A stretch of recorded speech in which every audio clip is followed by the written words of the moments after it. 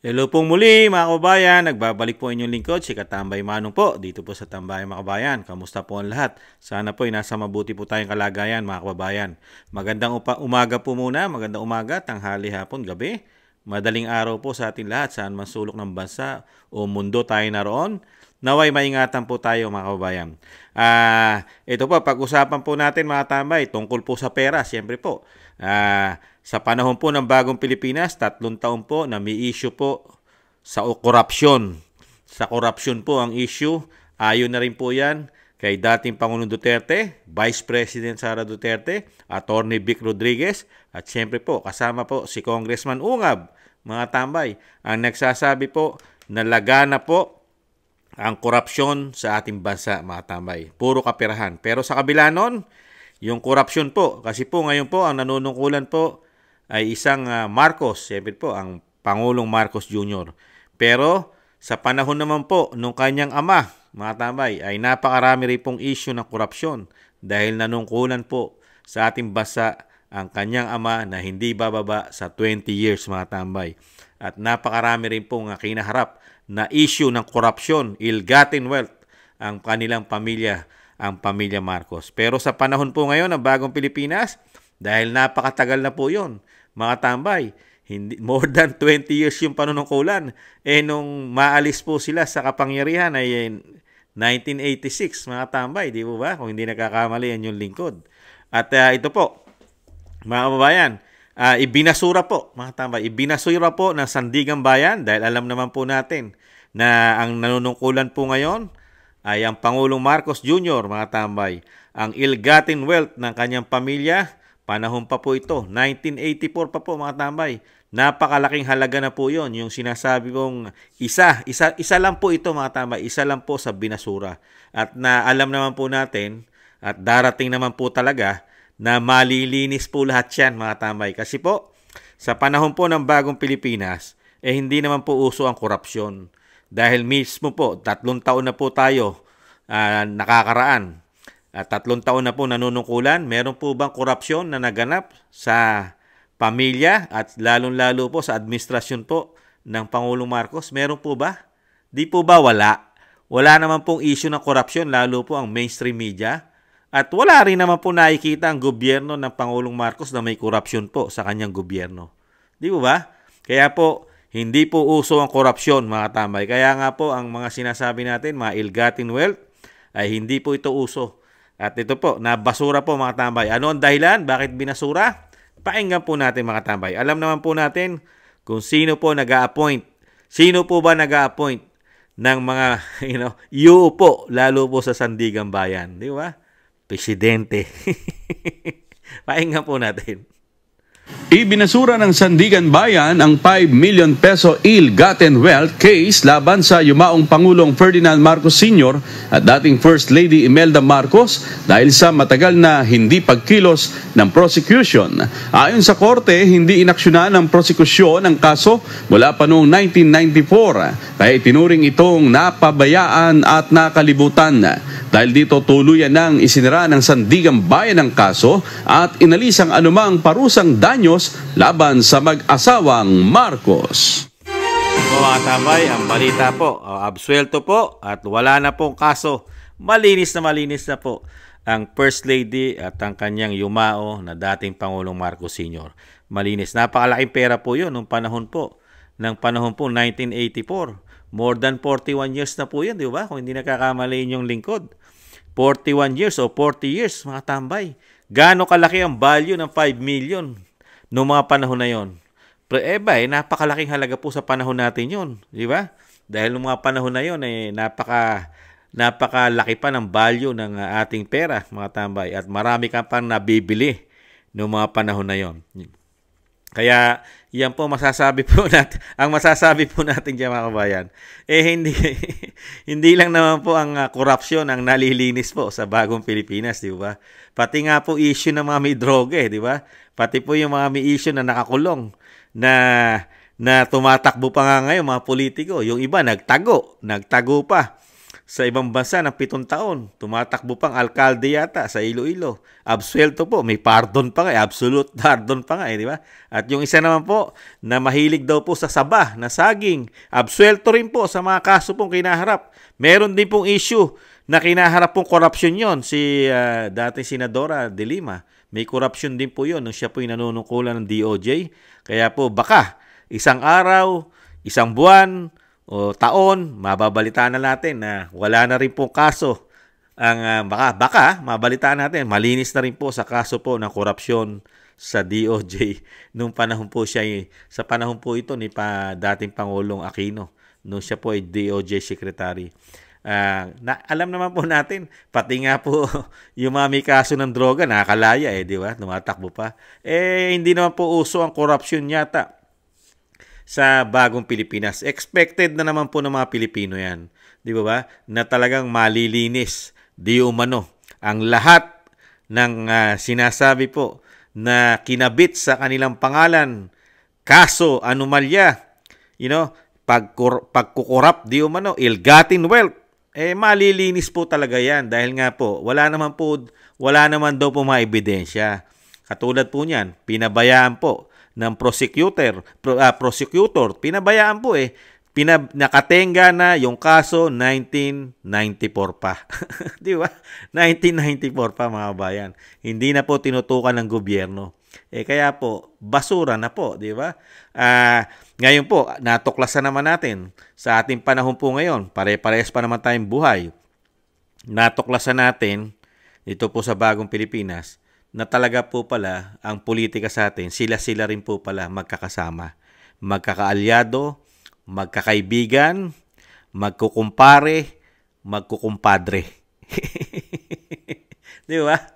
Mga kasama sa sosyalismo, sila po halos lahat Sila po ang nagpapatakbo sa gobyerno natin, mga tambay. Lahat po halos ng mayayaman sa Luzon, halos. National Capital Region. Nandiyan po talaga ang pinakamalaking samahan, lalo po sa sinasabi pong circle of friends. Nandiyan po mga oligarko, mga politiko, di ba? Mga kasama na po lahat, nandiyan na po lahat. Sila-sila rin po.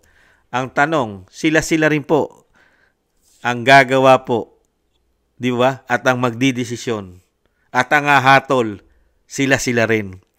Taong gobyerno, mga oligarko, ngayon kasama na nila, pati yata CPP, NPA, NDF, di kaya? Nagtatanong na si Kamanong. Kasama na rin po sa grupo at nakakapasok na po sa gobyerno. Meron na po nakapasok ng grupo ng CPP, NPA, di ba? Napakarami po dyan mismo. Yung nasira na puno nila na si Joma, di ba? Ay nagpatotoo po na marami na silang grupo na kasapi po nila na nandyan na po sa Kongreso. Di ba? At meron na rin daw po, di umano, sa Senado. At ngayon po, ayon po sa umuugong, di umano, meron na rin daw po sa Malacanang, mga kabayan. Totoo po kaya yun? Nagtatanong lang po. Kaya po kung pag-aaralan po natin ang sistema ng politika sa atin, talaga pong wala palang makukulong, mapaparusahan, mabibitay na mga politiko. Lalo ko ang politiko ay nasa top. Ano yung nasa top? Senador, presidente, di ba? Vice President, congressman, di ba? Lalo kung nahandong ka sa sinasabing grupo ng circle of friend, di ba? At mga oligarkiya, nandiyan ka, kasama ka sa grupo na yan, di ba? Hindi nyo ba napansin? Sino lang ba ang wala sa grupo nila, mga tambay? Hindi ba napansin? Isang pamilya lang at yung mga kaalyado. Pamilya Duterte lang ang wala sa circle nila. Di ba napansin? Pinagkakaisahan buong puwersa ng gobyerno kasama pa ang grupo ng CPP, NPA, NDF at mga ilang mga giant media di umano. At kasama pa ang puwersa na napakaraming trolls sa social media. Kaya makikita mo kung mapag-aaralan mo ang politics, hindi naman po tayo tanga, bobo, gago, di ba? Hindi naman po tayo, kayang, hindi naman tayo basta-basta pwedeng gaguhin sa sistema na nakikita natin. Di ba? Kasi ngayon, Nakita natin Nakita natin, kaya lahat ng magiging issue ng korupsyon nila, madali pong lusutan. Komento ko po, madaling lusutan. Kasi sila-sila rin Sila-sila nag-a-appoint. Sila-sila ang gumagawa ng korupsyon. Sino ang magkakaso? Sila-sila rin kakasuhan. Sila-sila rin, pagdating ng araw, kahit mapalitan ang administrasyon, sila-sila pa rin. Yung grupo pa rin nilang mga politiko ang nahandyan. Mga nagsitanda na, nahandyan pa rin ang mga nagagamit nila, di umano, meron po yatang mga nagagamit pang mga nasa mga matataas din po posisyon katulad ng mga nasa mga katulad ng mga judges natin, di ba? Mga prosecutor, di ba? Nagagamit yata, nagtatanong lang dahil sila po nagdidesisyon at nagpapawalang sala katulad po ng Sandigan Bayan. Di ba? Nakakalungkot lang. Talagang lalabas po pala talaga ang kabulukan. Komento ko. Yung talagang makikita mo. Malalahad po pala talaga ang sistema. Matambay. Pinaglalaroan ka lang po pala ng mga politiko. Pinaiikot ka lang po pala sa kanilang mga palad. Kasi po, ang katulad po ng batas sa atin, di ba? Ang batas po ay para lang sa mahirap, mga kababayan. Pang mahirap po lang, majority po, pang mahirap ang batas na ginawa po nila ng gobyerno. Komento ko lang. Hindi mo masama magkomento. Kasi pagka ikaw ay kilala na, makapangyarihan, kilalang pangalan, iplido, kilalang kilala, lalo sa politika, mayamang negosyante, bilyonaryo, exempted ka sa batas. Hindi ka naman exempted. Nakakasuhan ka naman. Kaya lang, hindi ka naman nakukulong. Makulong ka man, may nakukulong naman special. Special treatment. Di ba? Special treatment. Di ba? Nakita naman natin, may nakulong naman. Kaya lang, hindi ka naman dadalhin sa munting lupa. Pagka ikaw kilala, may power, malabo kang madala sa munting lupa. Pinaka mababa mong kulungan, saan? Sa headquarters ng PNP. Pagka medyo kilala ka at may power ka, hospital arrest. Hospital arrest. Pagka talagang kaalyado ka at talagang kasama ka sa circle, ano po ang susunod? Nasa hospital arrest na tayo. Sana sa bahay na, di ba? House arrest.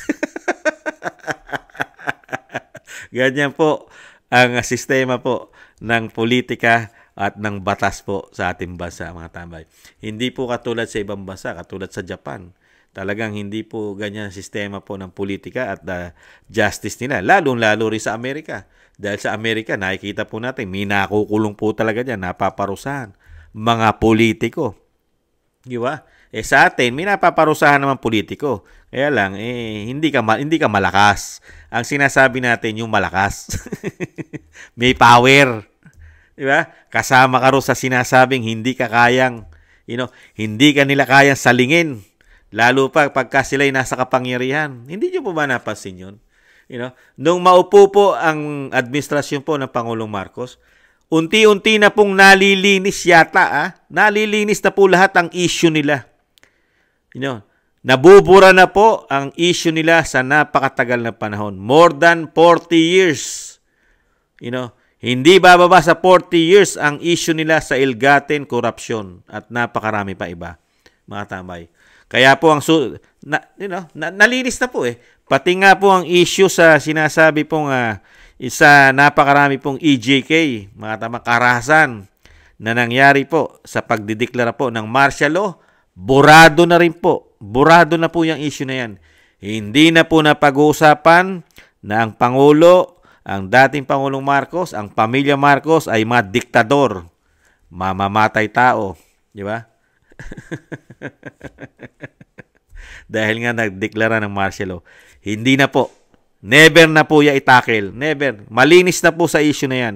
Wala pong nangyaring, diktadorya. Wala pong nangyari.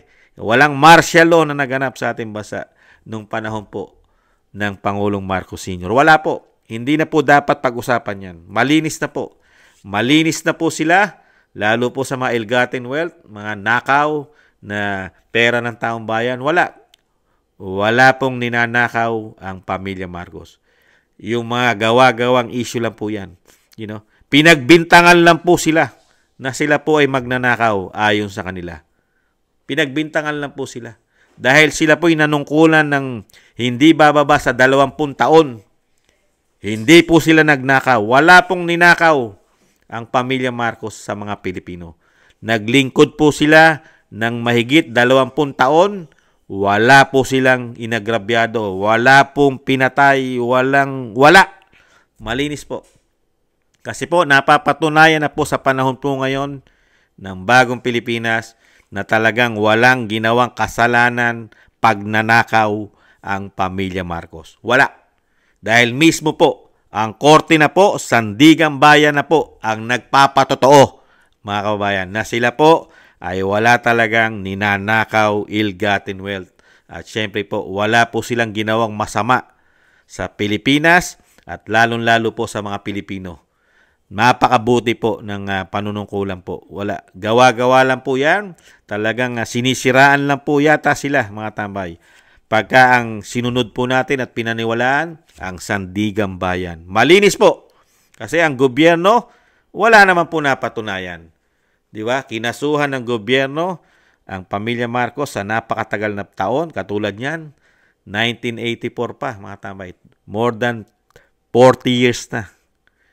Walang napatunayan. Kaya malinis po sila, mga tambay.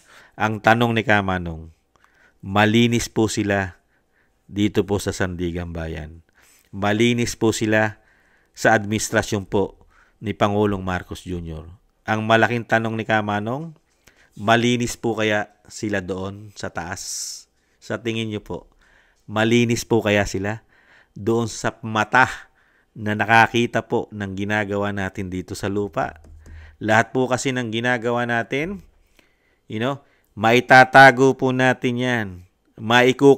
Maikukubli po natin yan sa mata ng tao at sa batas. Pero, yung lumikha po sa atin, never po natin maikubli yan, mga kababayan, mga katambay. Never. Tagus po hanggang isip, hanggang puso po natin, nababasa po nung nasa itaas. Kaya po ang tanong ni Kamanong, malinis po kaya ang pamilya Marcos sa itaas?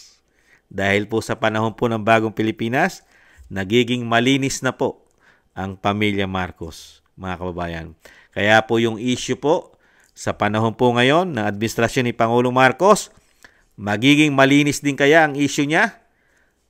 Ang kanyang pagiging sangkot sa illegal na droga, gumagamit nito, ayon po kay Cathy Binag at dating Pangulong Duterte.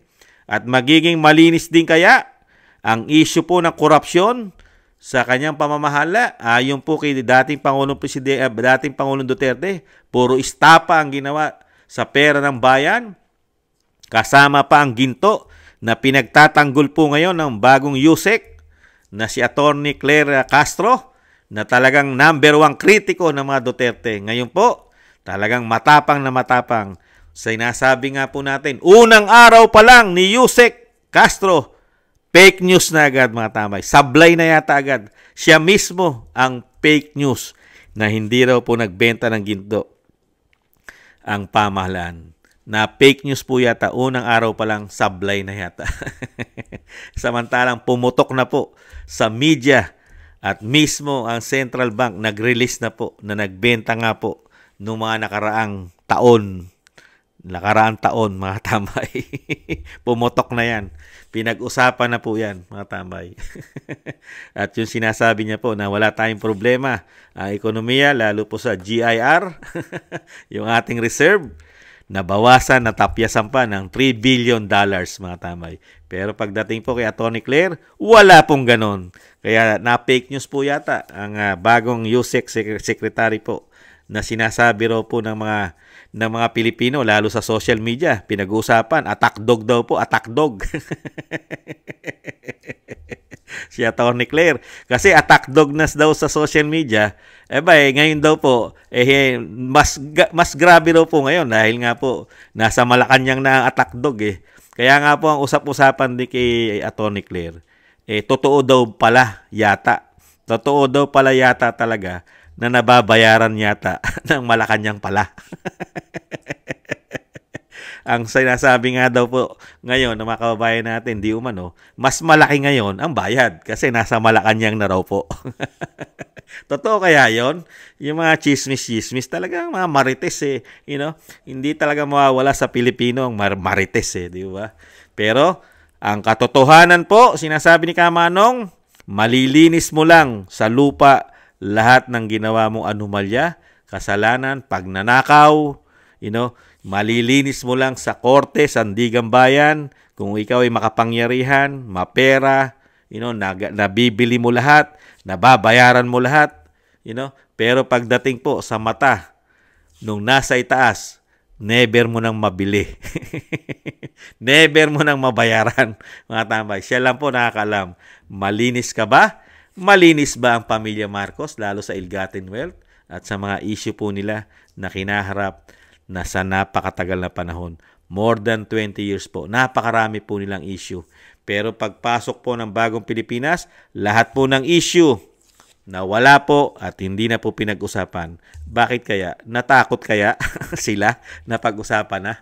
Marami yatang takot ngayon. Bakit kaya ngayon, mga tambay? Natatakot po ngayon ang mga Pilipino sa bagong Pilipinas. Takot po ang mga Pilipino sa ginagawa po ng mga kapulisan. Dahil po sa dami po ng paglabag ng batas, paglabag ng proseso ng batas na ginagawa nila. Mismo kasi ang dating Pangulong Duterte, kinakasuhan na ng mga pulis ngayon. Ang Vice President, kinakasuhan na. At gusto pa nilang i-impeach. Ganyan na po ngayon sa bagong Pilipinas, mga tambay. Ibang klase na po. Ayan po, mga tambay, ibinalita lang po natin ang naabsuelto na naman po na issue po ng korupsyon ng pamilya Marcos, mga tambay. Yung sinasabi nga po ni Kamanong, dito po sa lupa, mga tambay, absuelto po sila, mga tambay. Ang tanong po natin, doon kaya sa itaas, absuelto kaya sila? Malinis kaya ang kanilang puso? Wala silang ninakaw? Ang pamilya Marcos, pamilya Araneta, pamilya Romualdez, wala kayang ninanakaw sa pera ng bayan? Malinis kaya sila pagdating doon sa itaas, mga tambay? Hindi po si Kamanong ang magsasaysay, mga tambay. May tamang panahon po para sa atin lahat. May tamang panahon. Di ba? Wala naman kasing forever. Lahat po tayo ay darating doon sa tamang panahon natin. Kaya nga lang, ang sinasabi ni Kamanong, mas masarap yung gumawa ka ng tama. Kasi tama rin yung aanihin mo di ba? Nakita niyo po yung pagdating po sa pamilya Duterte. Nakita niyo po. Wala pong issue ang pamilya Duterte na nanungkulan po ang dating Pangulong Duterte ay halos po yon. Halos napakatagal, ilang dekada po ang dating Pangulong Duterte nanungkulan po sa bansa natin, mga tambay. Magmula mayor, congressman, naging presidente, wala po siyang issue na ill-gotten wealth ang pamilya Duterte. Wala po. Hindi po katulad ng pamilya Marcos, isang damukal na ill-gotten wealth ang issue. Meron pa sa labas ng bansa, mga tambay, na mga issue tagong yaman. Ang pamilya Duterte, tumanda po sa politika, natapos ang termino ng pagiging presidente niya. 83 years old na po siya ngayon. Wala po tayong nabalitaan na patong-patong na issue, corruption, ill-gotten wealth. Sino po kaya talaga ang totoong issue at totoong nagnanakaw sa gobyerno, mga tambay? Nagtatanong lang, sino po kaya ang totoo at tunay na nagnanakaw sa bayan, mga tambay? Kung kayo po, tatanungin ko, sino po? Ang pamilya Marcos o ang pinagbibintangan po ngayon na pamilya Duterte na napakarami pong issue, lalo po sa corruption daw po na ginagawa ng Vice President? At pati po ang dating Pangulong Duterte ay kumukolekta raw po ng kayamanan sa lapi sa mga drug lord.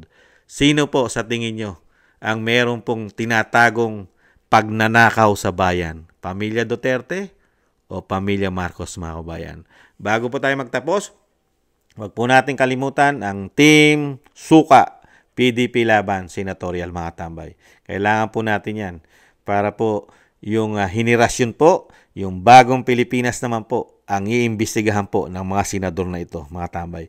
Kasi po, naabsuelto na po sila sa Ill-Gotten Wealth Issue 1984. Sana po, maimbestigahan naman po ang 2022 hanggang 2028 issue ng korupsyon ng bagong Pilipinas ng mga senador na ito. Sa pangunguna po ni Senador Bato de la Rosa, Senator Bongo at si Congressman Attorney Marcoleta, Attorney Vicente Lambino, Apollo Kibuloy, Philip Salvador, Attorney Vic Rodriguez, Attorney Jimmy Bondoc at Attorney JB Hinlo, mga tambay. Muli po, mga tambay, talagang ganun po. Ang kapangyarihan po ay talagang kapangyarihan sa lupa, talagang ganun eh. Ang kapangyarihan sa lupa ay napakadali pong maglinis, magwalis ng dumi. Gamit po yata ang sinasabing isang damokal na pera, mga kabayan. Ingatan nawa po, mga tambay, at maraming salamat po sa nagusto po ng Tambayang Makabayan sa YouTube at TikTok. At ganoon din po sa mga nagko-comment, like, share, and subscribe. Maraming salamat po. Ingatan nawa po. Konting tiis na lang po. Malapit na pong dumapo ang agila ng Mindanao. Paalam. Ingatan nawa. Bye-bye.